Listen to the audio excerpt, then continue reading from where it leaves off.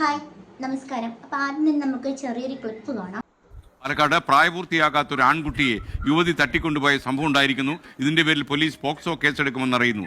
14-കാരനെയും കൊണ്ട് യുവതി പോയത് കൊച്ചിയിലെ ഒരു താമസസ്ഥലത്തേക്കെന്നും പോലീസ് കണ്ടുപിടിച്ചു. ആലത്തൂർ പോലീസാണ് ഇപ്പോൾ ഈ കേസ് അന്വേഷിക്കുന്നത്.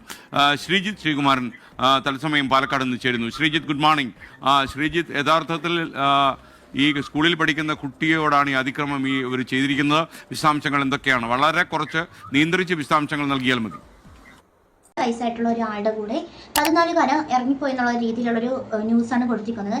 ഒന്നാമത്തെ കാര്യം, ഈ 14-കാരൻ എന്ന് പറയുന്ന ആള് പണ്ടത്തെ 14-കാരനല്ല. അതാദ്യം നിങ്ങൾ എല്ലാവരും മനസ്സിലാക്കാം. പണ്ടുള്ള 14-കാരനാണെങ്കിൽ ഒന്നും അറിയില്ല.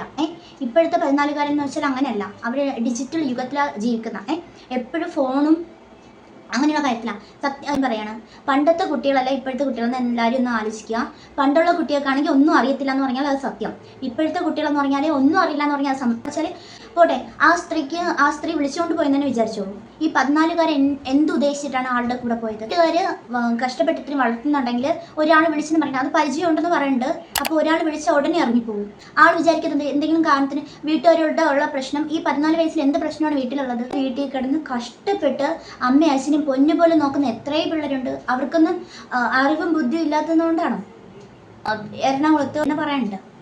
അതൊക്കെ അത് ശരി, ആളുടെ വണ്ടിയിൽ കയറി പോയെന്നാണ് പറയുന്നത്. ഒരു കുട്ടിയെ 35 വയസ്സുള്ള ഒരാണ് വിളിച്ചുകൊണ്ട് പോയിരുന്നെങ്കിൽ അവിടെ ഇപ്പോൾ ഒരു പോക്സോ കേസ് റെഡിയാവും. പിന്നെ ഫോട്ടോ സഹിതം പരസ്യമാകും. ഇതൊരു ലേഡി ആയതുകൊണ്ടായിരിക്കാം അവർ ആ ലേഡിയുടെ ഫോട്ടോ കൊടുക്കണ്ടെന്ന് വിചാരിച്ചത്. പക്ഷേ പോക്സോ കേസായിട്ട് പ്രായപൂർത്തിയാവാത്തത് കൊണ്ട് പോക്സോ കേസായിട്ട് അവരുടെ പേരിൽ കേസ് എടുത്തിട്ടുണ്ടെന്ന് പറയുന്നു. ഒരു കാര്യം ചിന്തിക്കുക, രണ്ടുപേരും തെറ്റുകാരാണ് ഇതിൽ. കാരണം ഒരാളെ വിളിച്ചെന്ന് പറഞ്ഞിട്ട് ഒരാൾ ഇറങ്ങിപ്പോയേണ്ട കാര്യമില്ല. 14-കാരൻ്റെ ചിന്തയല്ല ഇപ്പോഴത്തെ 14-കാരനുള്ളത്. അത് ആദ്യം മനസ്സിലാക്കുക. പണ്ടത്തെ 14-കാരൻ അമ്മ അങ്ങനെയുള്ള ഒരു ചിന്തയായിട്ടാണ് ജീവിക്കുന്നത്. ഇപ്പോൾ ഉള്ള ആൾക്കാർ അങ്ങനെയല്ല. ഏത് നേരം ഫോണിൽ എന്തൊക്കെയുണ്ട്, അതിന് എന്തൊക്കെ കാണാനുണ്ട്, അത് വശീകരിച്ചു കൊണ്ടുവന്ന് എന്ത് വശീകരിക്കാനാണ്?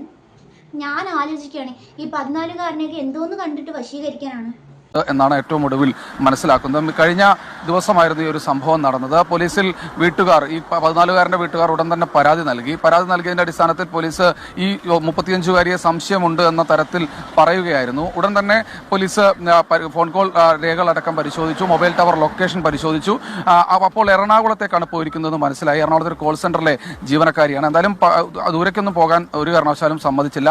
അപ്പോൾ തന്നെ കൊച്ചി സിറ്റി പോലീസുമായി ബന്ധപ്പെടുകയായിരുന്നു. കൊച്ചി സിറ്റി പോലീസ് ഇവരെ വഴിയിൽ തന്നെ തടഞ്ഞു നിർത്തി കസ്റ്റഡിയിലെടുത്തു. ഉടൻ തന്നെ ആലത്തൂർ പോലീസ് സ്ഥലത്തെത്തി യുവതിയെയും അതുപോലെ തന്നെ 14-കാരനെയും നിർബന്ധിച്ചിട്ട് കൊണ്ടുപോയെന്നാണ് പറയുന്നത്. ഇത് ഞാൻ നിർബന്ധിച്ച് കൊണ്ടുപോയതല്ല എന്ന് പറയുന്ന പറഞ്ഞിട്ട് കാര്യമില്ല.